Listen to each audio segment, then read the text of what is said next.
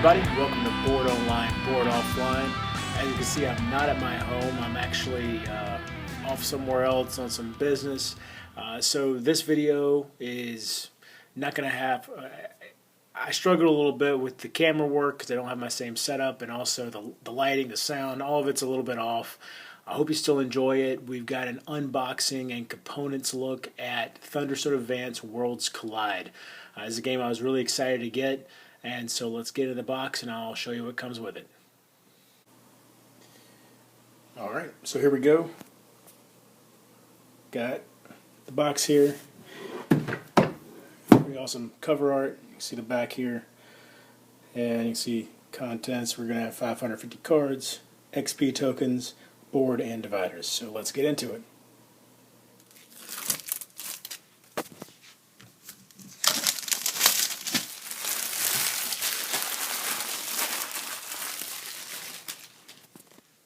Alright, got the top off. So there we go. Let's see what we got inside. We got, it's like a manual here. Wow, it's pretty thick actually. It's got, of course, the Thunderstone art.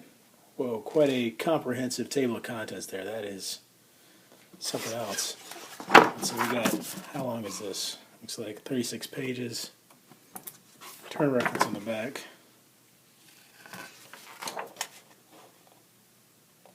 Contents.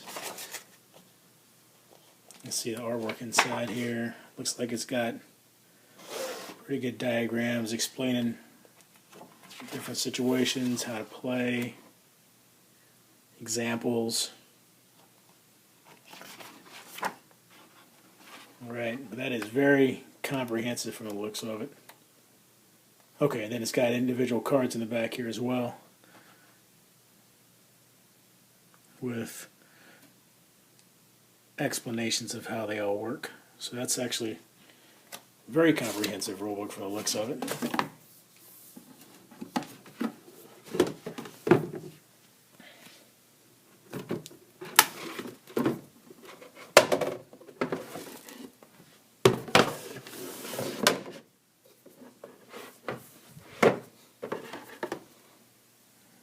Alright, pretty big board right here. Okay, you can see this is the dungeon side, it looks like, which is more difficult from what I understand.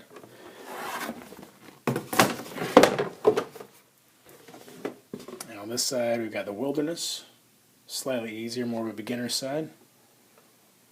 Spots for all your cards. Alright, what do we got in here? Looks like these might be heroes. So that was a hero pack there. Let's see what else we got in here. Disease cards.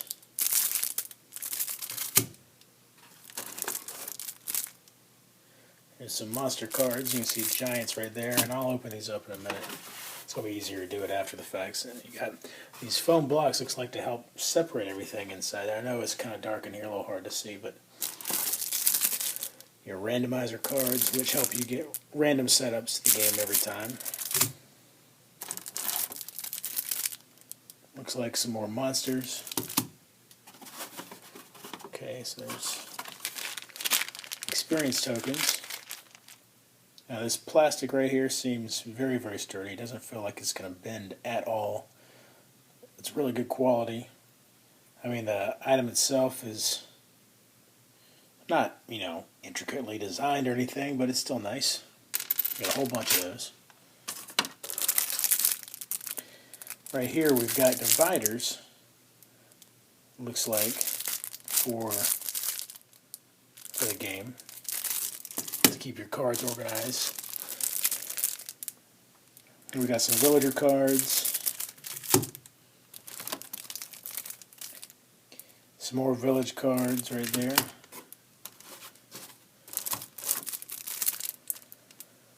Let's see, looks like some more heroes. That's a level 2 right there. And a more pack with this, looks like some weapons. So obviously We got some more stuff mixed in here because I don't see any spells yet, so they're going to be in here somewhere as well. We'll open these up and then we'll see what we've got. Okay, so here's everything that comes with the game. As you can see, it is just tons and tons of cards. And we'll just real briefly go through all this. I'm not going to get too in depth. At some point in the future, I will do a card close-up of Worlds Collide. But right now, let's just quickly go through it. You can see you got randomizer cards. There's randomizers for the village right here, all the village cards. Randomizers for the heroes and for the villains. Then you've got the Thunderstone shards that will be part of your basic deck. You've got disease cards. Now keep in mind all these are exactly the same. Attack -1, attack -1, and so forth. But getting those in your hand, of course, is a huge pain. All right, you got regulars, a huge stack of regulars. That's quite a pile you can see there. Also part of your initial starting deck, I believe. And you've got you got multiple heroes. These, I'm just showing you level 1s right now, but these all go from level 1 to 2 to 3.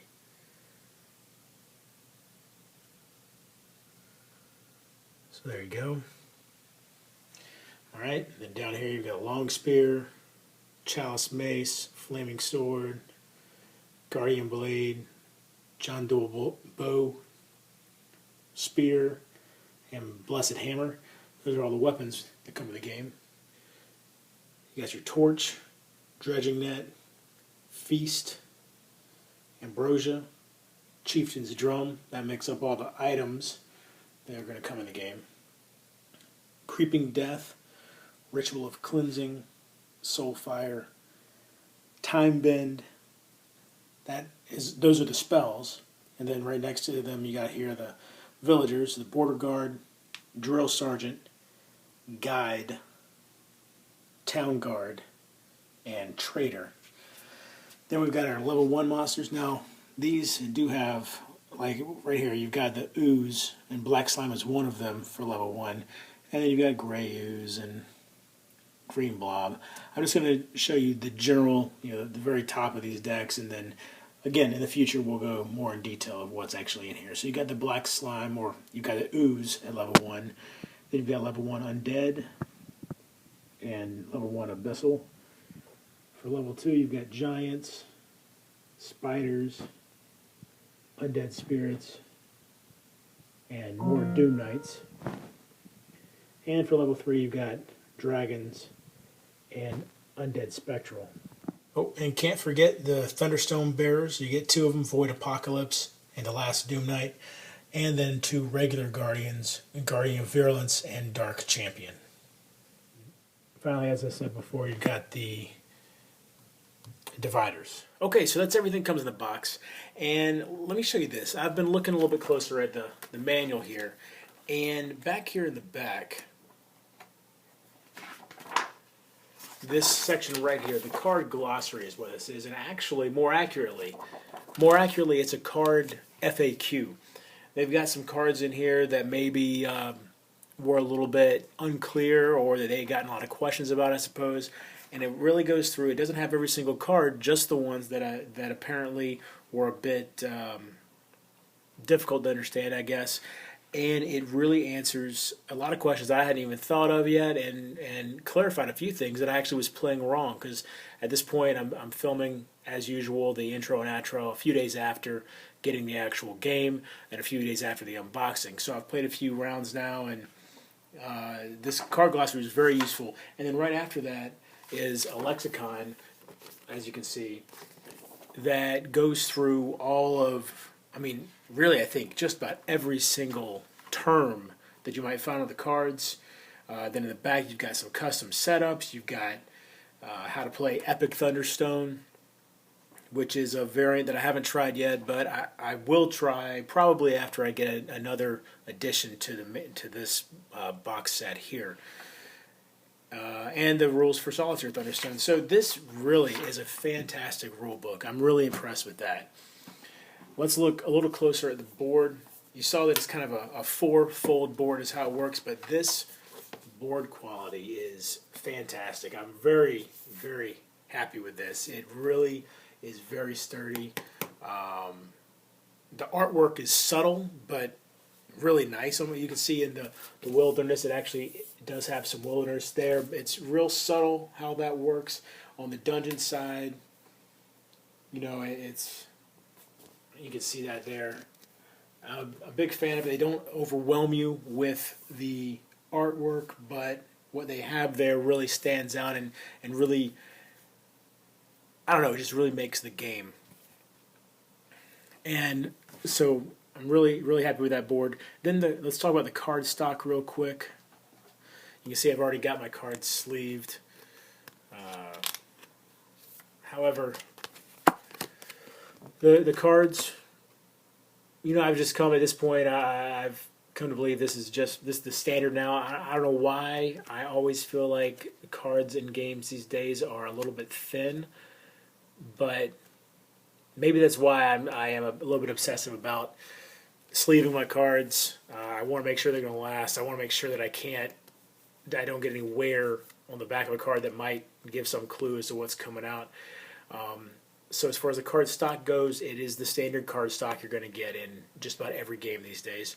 I don't know. I always just feel like it's a little bit thin. The artwork on the cards is really nice. I like the artwork a lot. Let's see if I can find the Golden Hunter. I feel like it's just one of the coolest looking heroes creeping through the brush there. That guy's a really, you get a chance to grab him. As far as the symbolism on the cards, that's all very clearly laid out. I mean, this up here isn't really all that necessary, but then you've got the terminology here for who this character is, the victory points, the cost. Everything is laid out very clearly, very easy to use. Finally, in the box, the methods they've given you to organize these foam blocks to help keep the cards standing up, to keep them from moving around in the box is very effective. And you know what? Let me show you inside the box. Actually, you can see how I've got it organized here in the box. You've got the foam blocks there to keep the cards standing up. You know, you've got all the dividers there. I've got a few extra dividers over here that I'm not using yet.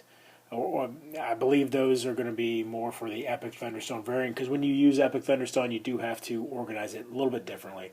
But as you can see, everything stands up real nicely. All my cards are sleeved, and I still have space in there to go. Probably if I sleeve one more expansion, then this box will be full. But that's no problem. You've got this space in here to keep your experience points, which is great. And I'm holding on to these foam blocks just in case I decide, you know, I'm pretty obsessive about sleeving the cards. However, at the game with this many cards, it might end up being that I just go without. So I'm keeping my foam blocks just in case. So that's what you've got as far as the box goes in the organization. So there you have it. That's everything that comes in the box. This is a game that so far I've really enjoyed, and we will get into more detail about that later. You should be seeing a couple more Dead of Winter videos coming from me soon. I'm going to get a gameplay video in. I'm actually going to do a 2-player variant called Prisoner's Dilemma, which has gotten a lot of buzz on Board Game Geek, and I feel probably increases the tension in Dead of Winter when you're playing with just 2 players, because really the normal 2-player variant does lack tension between the players, at least. So expect to see the gameplay for Dead of Winter coming up soon, followed by my review of Dead of Winter. If you like this video, please give it a thumbs up. If you like my channel, please subscribe. You can find me on Board Game Geek. I'm the Baker 1983. And until next time, if you're bored online, board offline.